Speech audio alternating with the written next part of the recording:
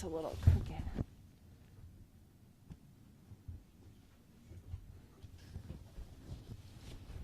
I'm not sure why this is so difficult.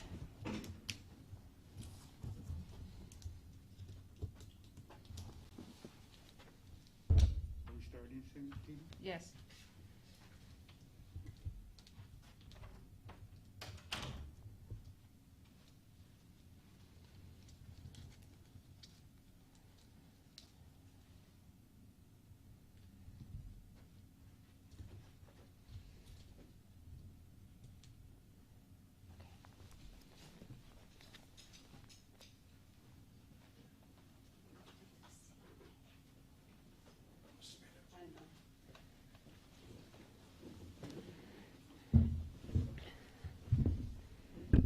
Just be here.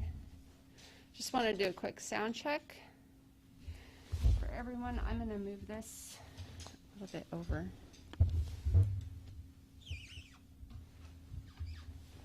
Okay.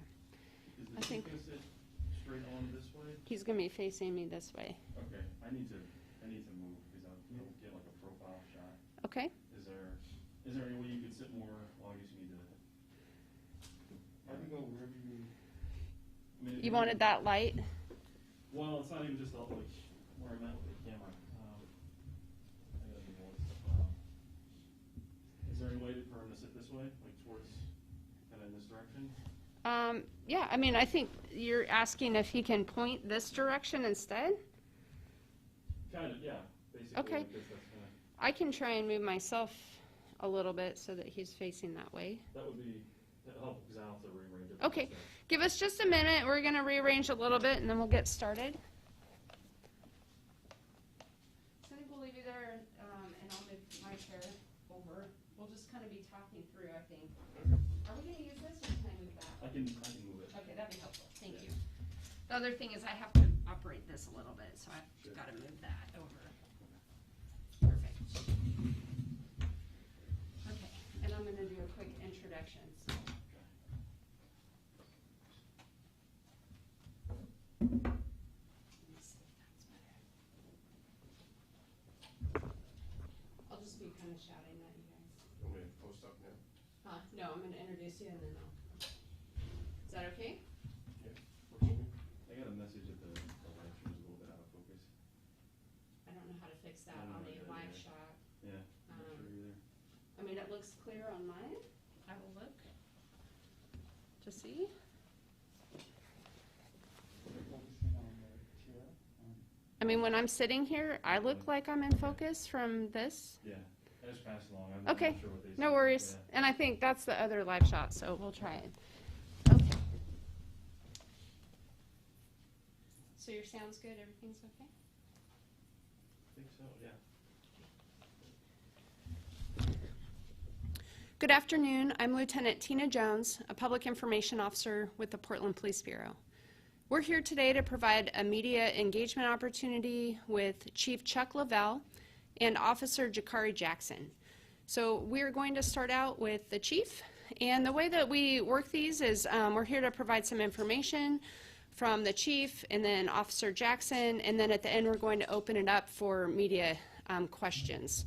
So without further ado, I'd like to introduce Chief Chuck Lovell.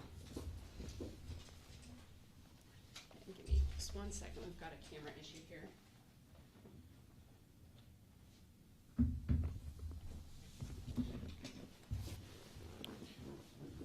Chief, would you Thank mind, you, Tim. would you mind speaking just this way a little bit? Thank you. Is that good? Do you want me? That handle's right in the shot there. Okay. Yeah, that's good. Hi Chief, thanks for being here today. Thank you. Thanks for having me. No problem. So you're just under a month as a police chief, and a lot has been going on in that time frame, and we just wanted to take a minute and provide some information to the public and to the media. Yesterday, Deputy Chief Davis had provided a detailed account about some of the ongoing demonstrations and tactics. So we don't want to recount that information, but we do want to talk about some of the other perspectives that have not been covered. A couple of days ago, you had the opportunity to go out and visit some of the business owners and community members in downtown, and I was hoping that you could share a little bit about what that experience was like. Sure. Yeah, it was a couple days ago. Some members of my team and I decided to go downtown, walk around, just talk with folks. We stopped into several local businesses that have been impacted both by COVID-19, but also by some of the damage, graffiti, and things that have been going on nightly downtown also. So listening to their stories, hearing their concerns was very impactful to me. I talked to one business owner who'd been in business in downtown Portland for over 50 years, and he relayed to me some of the stuff he'd been dealing with, and not just the pandemic. His store was broken into, and a bunch of his merchandise was stolen, but he also had some personal tragedy in his family that impacted him this year, and it was definitely an opportunity to hear those stories, and it has an impact on you when you're a public servant and you're responsible for public safety, and you hear that people are struggling and they're having difficulties running their businesses and keeping their livelihoods intact. Yeah, and I know I was there with you hearing how the concern about a lot of them, some of the other businesses being able to stay in business in the long term. I know a lot of them, that's a big question for them as well. Yes. And so along those lines, you know, there's been a lot of focus on the demonstrations and police response, but what are some of the broader impacts across the city as a result of these events from the public safety lens? Yeah, you know, one of the things that it's important to remember is when we have to draw on resources from the precincts to come downtown and help with the demonstration, it leaves people in the community who call 911, it diminishes the service we're able to provide. There's longer wait times. Generally speaking, we're down to priority 1s or 2s only, so just life safety, life emergency type calls, and folks have to wait. So, I mean, that's really tough when you have to balance that very limited resource at night to still do the mission downtown, but also to answer calls for service where people really need us when they're calling. And what about follow-up? Well, we've been using a lot of resources from our detective division to help with field arrest and processing of some of the arrests. So a lot of those detectives have caseloads that don't go away. So as they're spending time, you know, assisting, their caseloads are stacking up and people are waiting for their investigations to get done and things of that nature. So it has a broader impact on just police services versus just what's happening downtown on a nightly basis. So obviously not all of your time in the last few weeks has been focused solely on the demonstrations, although that's taken a lot of time. Yeah. But other key issues, can you update us on any changes that you've made in the last several weeks or changes that have happened within the police bureau? Sure. You know, there's been a few. I'll start with the equity manager. I brought the equity and inclusion office back under the chief's office. I think equity work is some of the most important work we do internally, and I really wanted to have that lens spread across a lot of the divisions of the police bureau. So where it was positioned before, I didn't think that was best suited to do that, so I wanted that underneath the chief's office to give that work a more broad look at the organization so we can look at a lot of our practices and policies from an equity lens. We did dissolve our gang violence reduction team, youth services division. Those folks were reassigned, so making sure that we kind of reprioritize that work in the best way possible. You know, the loss of the gun violence reduction team in particular has a diminishing effect on how we are able to investigate shootings, which are some of the most, you know, some of the most important crimes that we investigate. So we still have to do that work, and figuring out how we're going to do that without the experience that that team had has been a bit of a challenge. We had some impacts to our personnel division. We laid off some background investigators and cut our recruitment team. That has a grave impact on our ability to bring in new folks and diverse folks. I mean, some of the hiring we've done lately has been some of the most diverse folks we've brought in a long time. And they'll have a real heart for service. They're coming into this profession at a time where you really have to be dedicated to do some really important service to the community, and those folks are really geared towards that. So, and the other thing is when you do cut your hiring, it creates kind of a lag too, because now we have retirements coming up in August. But a lot of the folks who we've brought on still have to go to academy, and they're about 18 months from being able to really be on the street answering calls too. So I want to touch back on something you talked about, but I know, and this is a shocking number, we've had 29 shootings since July 1st this year, and that's compared to 8 in the same time frame last year, so 262% increase. So now that the gun violence reduction team is disintegrated, what happens to those calls? We still have to investigate those calls. A lot of the initial work is going to fall on patrol, and then the calls that need follow-up and investigation will get transferred to the detective division. But not having that resource is concerning. It remains to be seen kind of what those numbers are going to trend to, but I'm fearful that that'll have a negative impact on communities of color especially. I think a lot of times people hear these shootings or they hear the numbers, but they don't have the context. I know there have been a couple this week that have just been very shocking. Yeah, we had one the other day where a couple different residences were hit by gunfire. We had one last night where a vehicle was hit with children inside, and those are really alarming because it reminds you of how close you come to having, a serious injury or a death too. So the rise in these shootings are very, very alarming. So I know you've been speaking with and meeting with a number of community partners as you've been able in the past several weeks. Can you summarize some of those conversations or the key takeaways? Yeah, I love being out in the community and talking to folks, and I've had the opportunity to talk to folks just frankly about kind of how they feel about what's going on in the city and in the nation. And, I really want to highlight the fact that there have been a lot of folks in the community who have been out marching peacefully, having messages of peace, sharing their wants and desires for police reform and police connection within the community.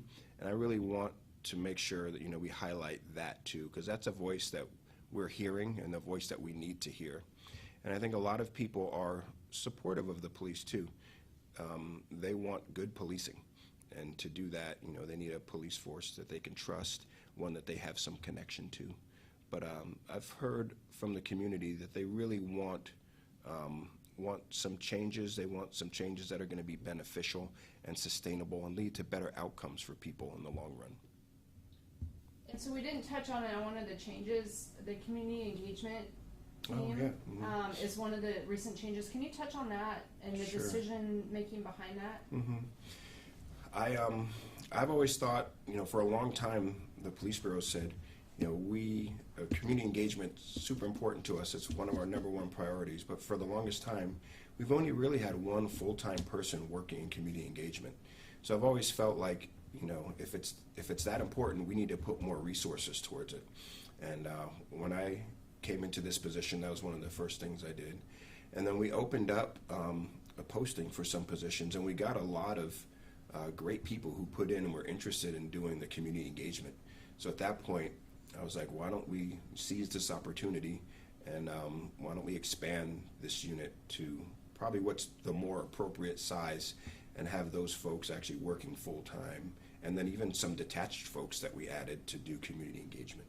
Because I think it's that important, and if it's important, you have to reflect that with resources. So that's an exciting change that we're looking forward to, and I look forward to leading that new team as well. So You'll have the opportunity. Yes. So is there anything else that you wanted to add? I know we'll take some time after we talk to Officer Jackson for questions, but is there any other final thoughts? I just want people to know that we're working hard for public safety. We're doing the best we can with our limited resources to keep people safe. And that's, officers, that's community members. And I also want to take this opportunity to highlight, families. Officers have been coming to work for the last several weeks under very different and challenging circumstances.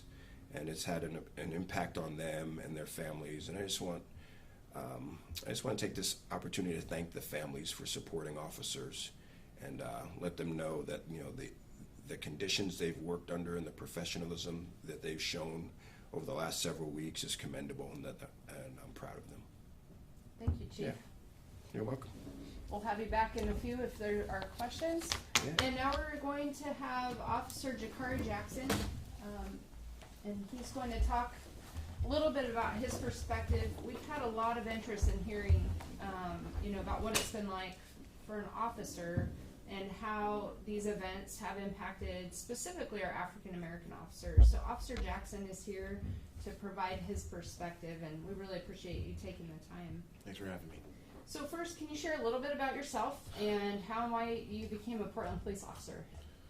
I got a lot of family here in Portland. Both sets of my grandparents lived on Cleveland between Alberta and Skidmore. So I didn't directly live in the city of Portland, but all my family was here, and I was always at my grandparents' house all the time growing up. That's how my parents met.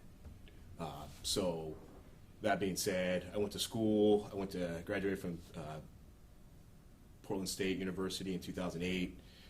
I worked at Nike for 10 years before I became a police officer here. I wanted to make the most out of my life by helping others. I wanted to, if people that I know, people I care about, I want to give them the service that they deserve. Not just, it's just a job, but like you could change people's lives. You don't even know just by giving somebody a hug that is having the worst day of their life, and you see it. You also see a lot of other bad things where I've seen people die right in front of me, and you're just like, man, like I couldn't. There was nothing I could do if I got there a little bit early. And I know a lot of officers feel that way. Just hearing that call come out over the radio, and people are in trouble and need help, and you just see officers just they're not even getting dispatched, but just attaching or just going, trying to help when other people are running. That says a lot. So what kinds of assignments have you had at Portland Police Bureau? So I've been on patrol.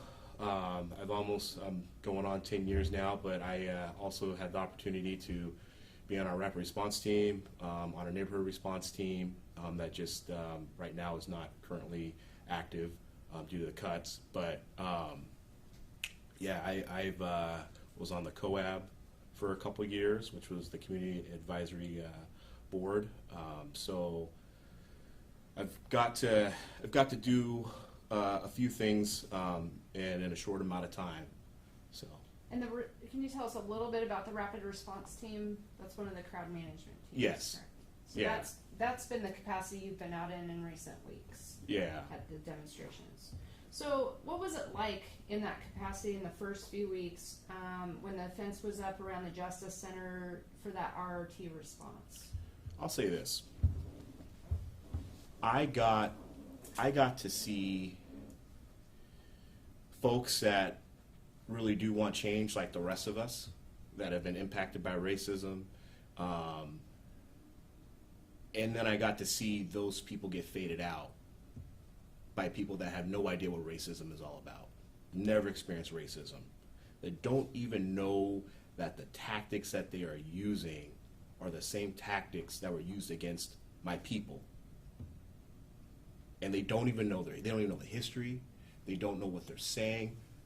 Coming from someone who graduated from PSU with a history degree, it's actually frightening on how, they say if you don't know your history, you repeat it, and watching people do that to other people just because of what they decide to do with their life. What are some of those interactions that you're... So a lot of times someone of color, black, Hispanic, Asian, come up to the fence and directly want to talk to me. Hey, what do you think about George Floyd? What do you think about what happened about this? I go up to the fence, someone white comes up, F the police, don't talk to him. That was the most bizarre thing because I could see it coming. I even had a young African American girl tell me, why is it you guys aren't talking to us? I said, honestly, this is now the 23rd day of doing it. Every time I try to have a conversation with someone that looks like me, someone white comes up and blocks them and tells them not to talk. And then right when I said that, this white girl popped right in front of her and she said, He just said that was going to happen. I said, told you. I told you. And she looked at the girl and said, why'd you do that? And I straight up, I said, I've been called the N-word.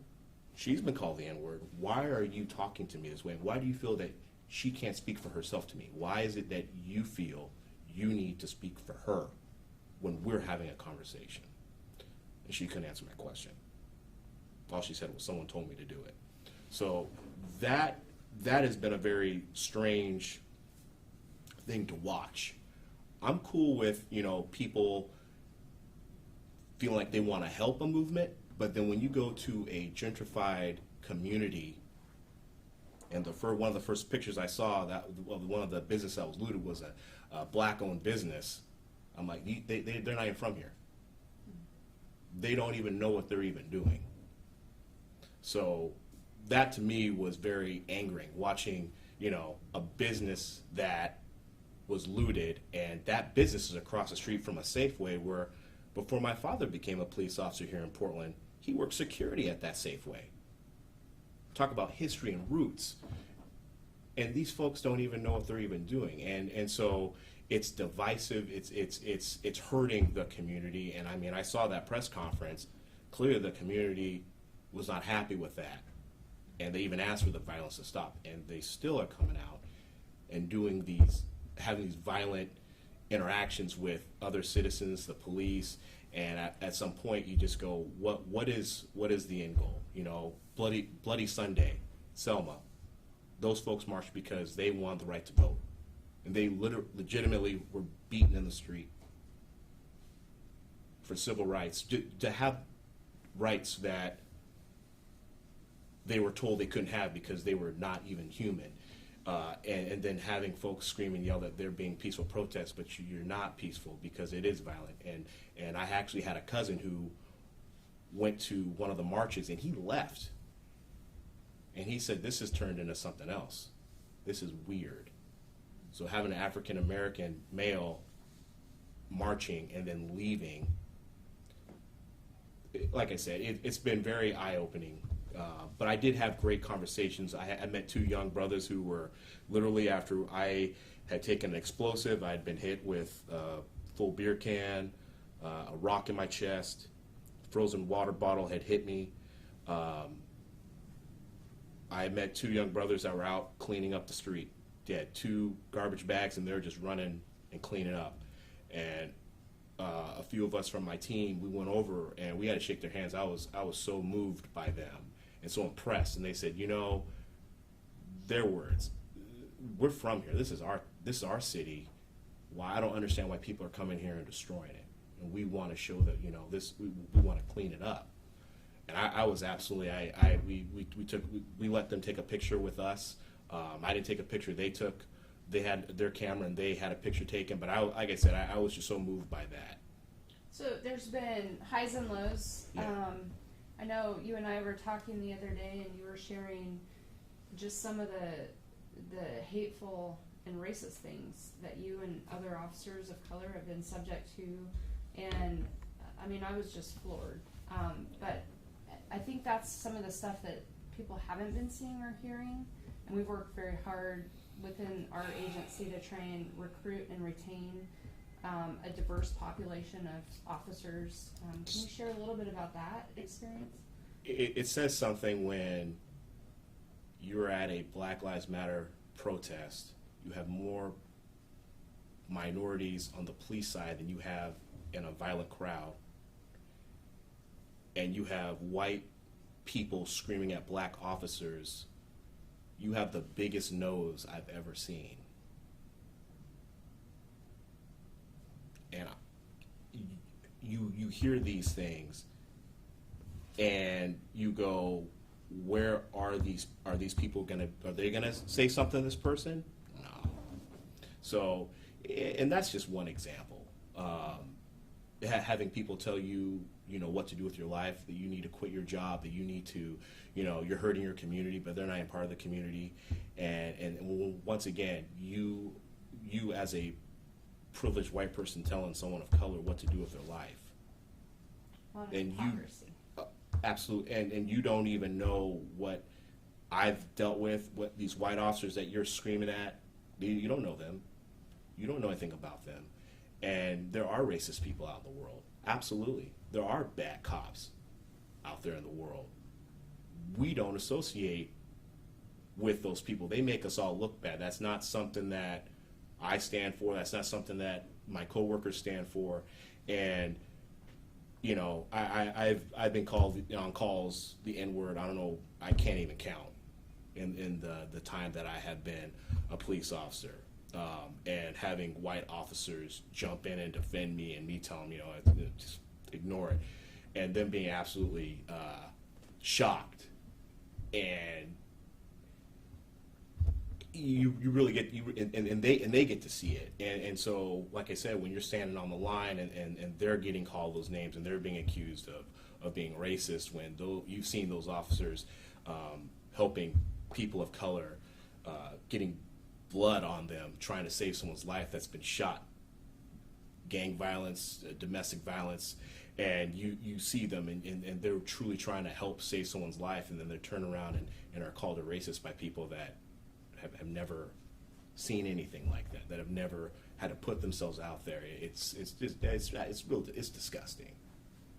So one of the images that stands out for me was an image that Dave Killen from the Oregonian, a photographer from the Oregonian, took, and I believe it was published June 3rd, so it was, you know, about the 4th day into this. And I saw this image of, I think it's 4 officers with this huge explosive firework, like one of the big ones, exploding in the midst of our officers. And when I first saw it, I cried because I thought, thank God nobody died. And then I found out who some of the officers were, and one was you, and one was one of our sergeants, who is also African American. And to me, that image stood out because the demonstrations are for Black Lives Matter, and 2 of my colleagues who are African Americans are standing there and nearly died. Can you share a little bit about that incident and what happened, and kind of what your thoughts were? I'll say this. There's this saying where if you're a black cop, you're not black. I take this uniform off and I'm suspicious. I look like someone that these people would then call the police on. I have been, when I was young, at a party, and I got jumped by a group of white people. Okay, me putting this uniform on does not erase that history that I've had. So when I had that explosive thrown at me, I saw it. I thought it was maybe just like a little firework or something like that, and I realized something was wrong. And I didn't. You see a flash. I didn't even see a flash. I just felt it, and it was hot, and I felt tingling in my fingertips. It was a very powerful blast, and to think that someone has that much anger and hatred, they don't even know someone, to throw something like that, and just not care. It's sad. It really is. But yeah, it went off, and all I remember was feeling it, and then I felt a fire medic. Their jobs are, if we catch on fire, they grab us by our shoulders and pull us back, and they'll put us out, and all we're supposed to do is cover our face, keep our airway open in case we do catch on fire. And I felt that blast. I had a gas mask on, so I couldn't see that well, and just felt these hands grab my shoulder, and I was like, oh, I'm hurt. I don't even know. I don't even know what just happened. I must be messed up. And they said that they were 10 feet behind me and felt the blast, and they knew, they just didn't know what had happened to me. And I feel lucky that I didn't get seriously injured. But, I was told that people were taping marbles and rocks to these explosives. And so you just don't know what it is that you're going into when these things are flying at you in the air. It's nights where it's dark, you can't see what's coming at you and what it is a rock, is an explosive. How long did the person hold it that it was lit, where it can just go off at any minute while you're just standing there. And I remember a night where I was holding my,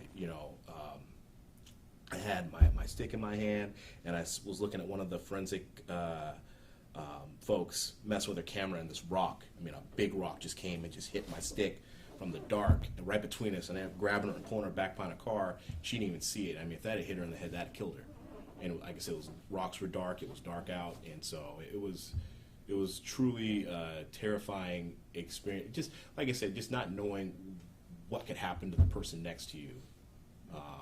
So I want to shift gears a little bit. This is, all this stuff is very intense, but there's been so much intensity out there night after night, for weeks and weeks on end.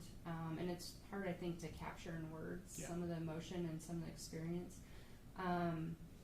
So we have some exciting news, because you were one of the officers who was selected to be one of the new community engagement officers, and I want to just get your thoughts on that and what you hope for in this new and exciting assignment. I am so excited, because what I had fun doing on patrol was getting to know people. So I got to know so many people over almost 10 years of time, and joking with them, laughing with them, doing silly stuff with them, dancing, whatever, and getting to know them on a personal level where, they could talk trash to me, I could talk trash to them. It was funny, and just having that good of a bond with people in the community. And so this new position, I am so excited to bring all these people from the community, actual community members, and have them help us with this change. Because I think that's what the misconception is that we don't want to be better. We don't want to see change. I'm excited to, I already know what the problems are. We already know what things we need to improve. I'm excited to hear from people that are creative from the community, that have ways that they want to see problems fixed, solutions. And so that to me is really exciting. And so I'm really happy to step out of my comfort zone, which has been the street, and look at my job in a different light, and just bring just great people that I've got to know, family members, friends, and like I said, people from the community, of ministers from the churches, and all just come together as one. I think I would love to see Pastor Hennessy lead a march with officers down to this protest and show these kids what a peaceful, meaningful protest looks like, where we march together and show them what it looks like together. That would be something to see. So a theme of togetherness, community, solutions. I'm really excited about all that. I am too. I appreciate you taking the time. We'll open it up for questions, so we may, depending on who the question's for, I'll have you step off in and we'll alternate here. So I'm going to go ahead and take it off mute. I'm going to go through the list of media, and then if we can stick to one question, and then if we have time here at the end, we might open it up. But if we can start, is there a question from K2 today?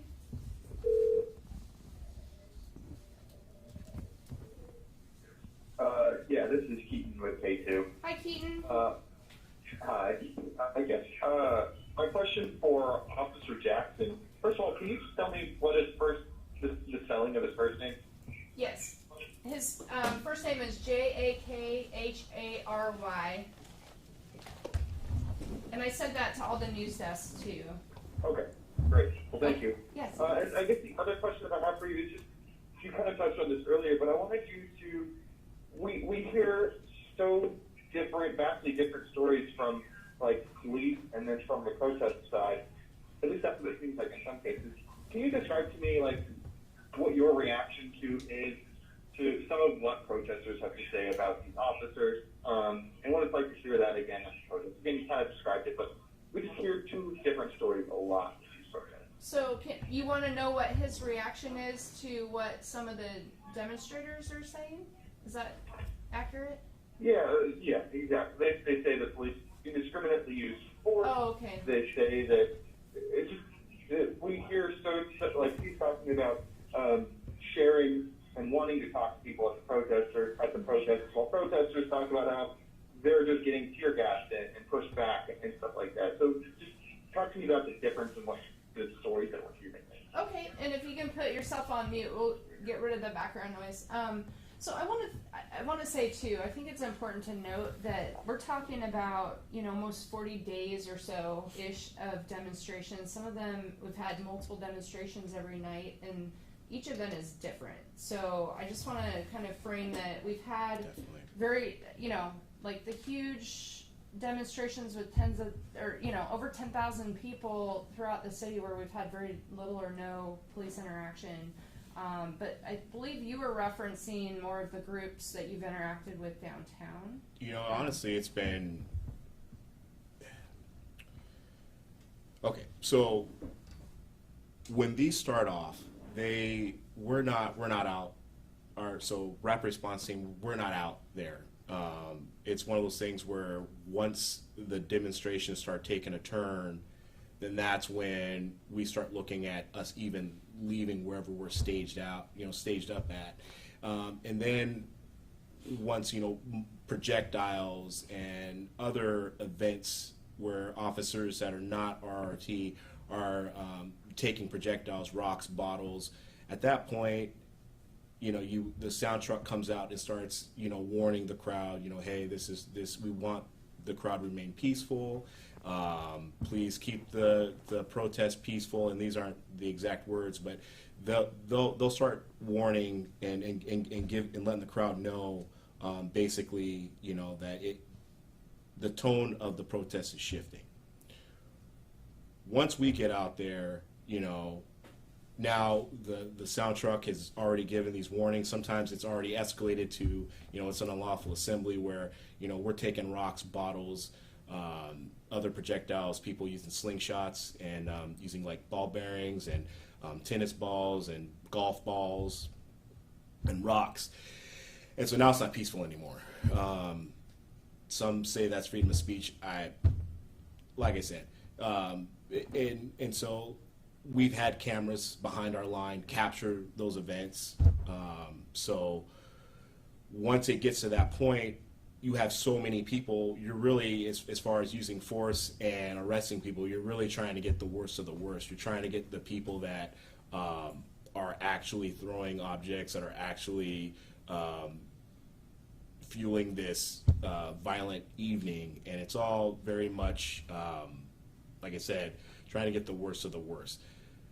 So I think that was a good point, though, that you made. You have been part of a more highly trained team that comes in to provide, the crowd intervention if things get bad. We have mobile field forces where the patrol officers, may come down and hold different positions, but you guys are really the ones, if we need to disperse a crowd, you will work with the mobile field forces to try and make that happen. So. Yeah, and even in those situations where there's been breaks or pauses, I still have been able to have good conversations with people that truly want to ask questions, and I'll tell them, hey, this unfortunately is not the right time to have this conversation, and I've given them my name and what precinct I'm out of, and hey, find me.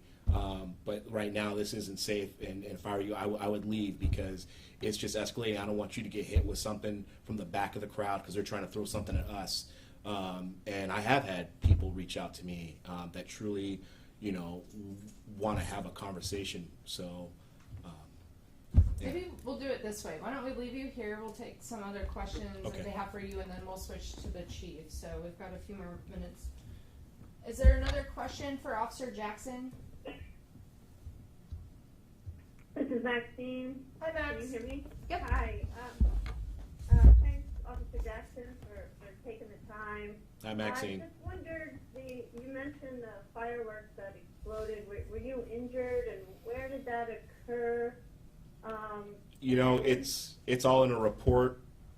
That was early on when all the protests started. I couldn't tell you what street or anything. But no, I felt tingling in my fingers. But luckily, I wasn't injured by it. I know another explosive had gone off and injured a Multnomah County deputy. He had gotten a concussion, and then a couple days later he resigned, and he was a newer recruit. So that was unfortunate. Max, I believe that one was published, I think it was June 3rd, so it should have been probably right before. Where was that? Do you remember where that was? I don't. I think Dave Killen took the photograph, so he may know. Okay. Yeah. The other thing is, you know, police have been criticized for firing tear gas and less lethal once a riot or unlawful assemblies are declared after objects are being thrown. They've tried to, you know, stay back to try to de-escalate and not create tension. I mean, what are officers talking about in terms of what do you think is needed to be done to stem the nightly clashes? I'll say this. We don't even want to come out. We would love for a demonstration to be peaceful and us not to even have to be involved. It's a lot of work. It's, like I said, our work, we're pulled off the street and we're not able to take 911 calls. I had a young African-American male while we were, and I don't even remember what night it was because there's been so many, but he walked up to me. He wasn't part of the protest or anything. We were staged far away from the Justice Center, and he walked up. He said, "Hey, man, I just want to say I'm so upset that y'all are here, but if my grandma called the police, there's no one there to help my grandma. That bothers me that you have a group of white people that are throwing a temper tantrum downtown, but if my grandma needs help, y'all ain't even there to even go help her." And that's we don't want to be out there. We would much rather be out there in the community taking 911 calls, helping people, not dealing with the same group of people night after night. So I don't know if that answers your question. I wish we had the one solution. I think it's really complicated, but we don't want to continue to have to deal with this in, you know, the same manner night after night. Is there another question for Officer Jackson? Okay. Well, have you step aside. We'll bring the chief up and see if there are any questions for him. Thank you.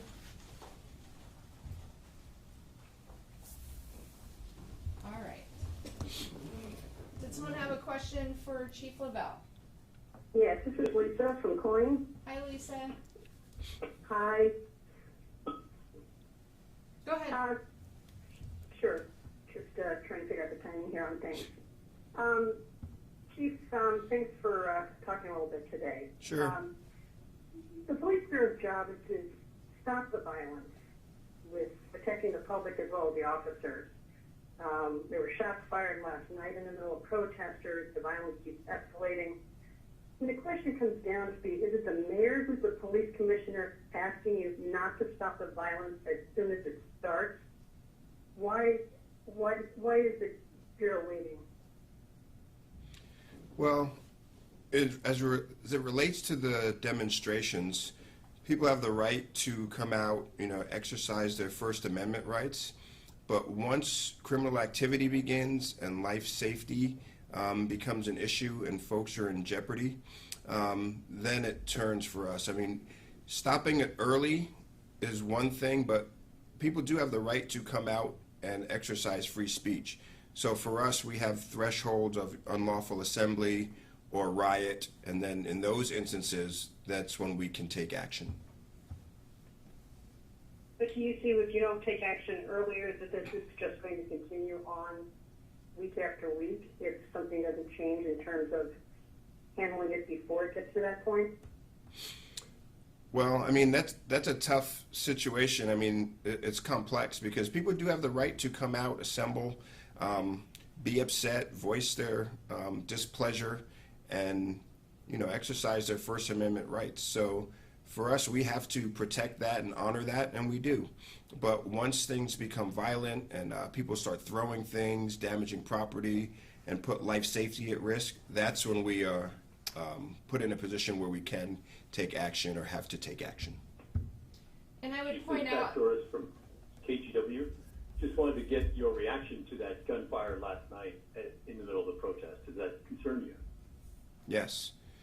Gunfire anywhere in the city concerns me because we're in the business of public safety.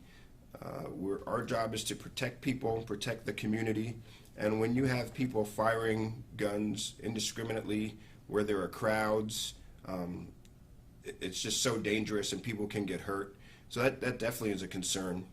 And, you know, for me, trying to manage what are really limited resources, especially late at night, to not only answer calls for service, but to protect folks who are downtown, protect my officers, it's definitely a concern. It's the type of thing that keeps police chiefs up at night.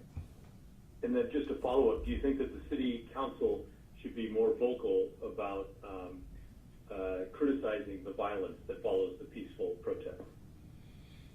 You know, I think from my perspective, this isn't just a police problem. This is a community problem, a city problem.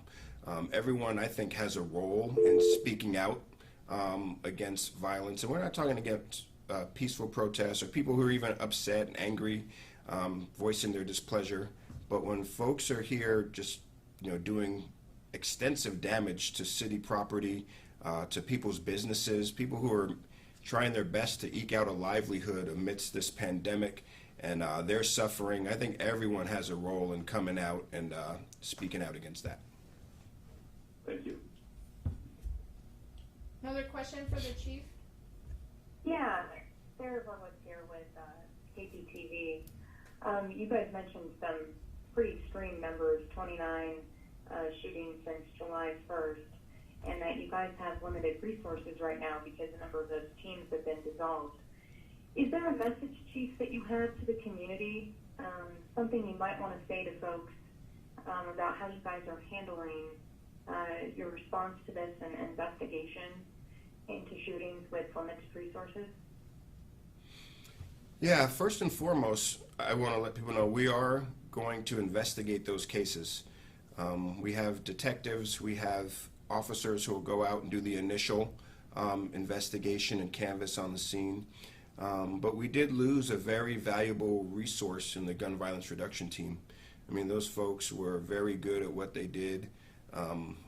They had a lot of knowledge and expertise and a lot of relationships. I think that's the part that's hard to quantify is their relationships with folks too, their ability to talk to folks, get information, and do that type of preventative work, I think is sometimes easy to forget or lose. But I just want the community to know that we are still investigating those cases. We have limited resources, but they're still important, and we're definitely going to do everything we can to hold people accountable who are engaged in that type of violent activity. We always want their tips, so Yeah. you know, we need their information too if they have information to share.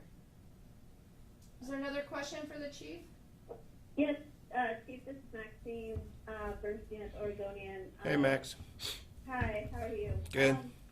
I just want to understand how large this new community engagement team, you had been the captain of community engagement in the past, but now what are you envisioning for this community engagement team? And I think Officer Jackson referenced neighborhood response team that's not active. I don't know if that's in the precincts or what, but how's that impacted as well?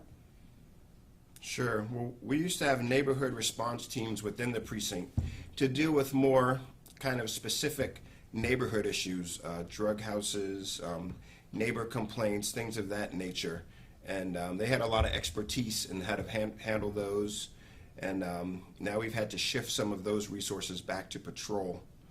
But the community engagement unit is something I really, one was near and dear to my heart because I had spent a lot of time working and running that piece of it in the community engagement division. But I've always felt like, you know, to give it its real importance that we always talked about, we had to resource it properly. And we've had one person full-time who's been great, but I always felt like we need to do more in that arena. So we posted a few positions. We're bringing a sergeant into there, into that unit. And I think, was it 5 officers we'll have? So, yeah, 4 plus more. Yeah, so we'll have four officers and 1 sergeant that are now focused on that. And Sorry, I meant 4 plus Natasha, so 5. okay, so total. 5 total officers. So I think that gives us a more robust capability to actually connect with community, actually oversee some programs that we've wanted to get underway, and even spend some time out in the community. I would love to see those officers spend some period of time out walking around, visiting community members, visiting stores and different organizations, and really kind of getting a pulse for opportunities that we could partner with folks and really just do some really good things. Is there another question for the chief? Yeah, hi, Nick Budnick, Portland Tribune. Hi, Nick. Hey, Nick. Hey, thanks for the opportunity. Chief Lovell, I've heard from a couple of officers talking about sort of an increased sense of alienation from the public as sort of a result of how these last 40 or so days have played out. And I wonder, do you think that is real? What are you doing to combat that, if so? And how do you think that could affect these officers as they return to their patrol and other jobs and interact with the community? That's a good question. I think if you come to any of our facilities right now and you look at them, you'll see the windows are boarded up. They're fortified just to protect them from being damaged. And I think it's kind of a microcosm of the feeling like we're kind of shut in to protect ourselves. So I think there could well be that feeling amongst officers. But I think as we go out in the community, I know this has been my experience, there's a lot of supportive folks who come up to you. Some members of my team and I walked down and visited the mural this week, and we just had a lot of conversations with folks who came up to us, asked us what we thought, people from out of town trying to get a sense of what was going on here in Portland. And I think it's important to remember that even though there are a small amount of folks that are coming downtown or, kind of holding a sentiment that's anti-police to some degree, there are still, hundreds of thousands of people in this city who are actually supportive and want to see the police do well and are really hopeful for what the future of policing holds. So I think, the more time we spend outside of our facilities and out talking to the public and engaging, I think the less that feeling has a chance to permeate. Thanks, Chief. Can I add one more follow-up? Sure. Do you feel hampered in your ability to steer events right now because you came on the job midstream, and are there things that you wish you would have had the opportunity to address earlier before sort of the lines had hardened? I'm not sure. I think when I came on, it was sudden. It wasn't something I was anticipating. And I knew that there were some things in the works, especially around budget. And, the demonstrations had been going for some time. And I just looked at it personally as an opportunity to serve. My whole life has been about service, and it was just an opportunity to serve the community and the police bureau in a different role or position. So I just looked at it as a time to come in and help do whatever little bit I could. And I've always said I can't do this alone.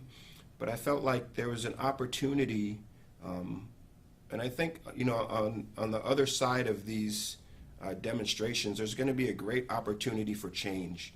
But it has to be well thought out, meaningful, sustainable change, change that, has the potential to have good outcomes for people going forward. I think sometimes when there's a big push for reform or, the defund the police campaign, those things kind of grow to a point where, sometimes it's easy to make decisions that aren't necessarily as beneficial down the road as they might seem initially. So I just want to make sure that, you know, as change comes about, that it's meaningful, it's well thought out, and it's collaborative, and it's something that's going to be beneficial to people. Thank you. Is there someone who hasn't asked a question, who has a question for the chief? Okay. I think that is about all the time we have. I really appreciate you, Chief Lovell, taking the time. And for our media partners, I appreciate you taking the time. I know you've been busy. You had another event yesterday. I sent an email link to the Dropbox. We have some B-roll and some video or some photos in there from this week, and you're welcome to use those. If you have further questions, shoot an email to the PIO inbox. But thank you all very much.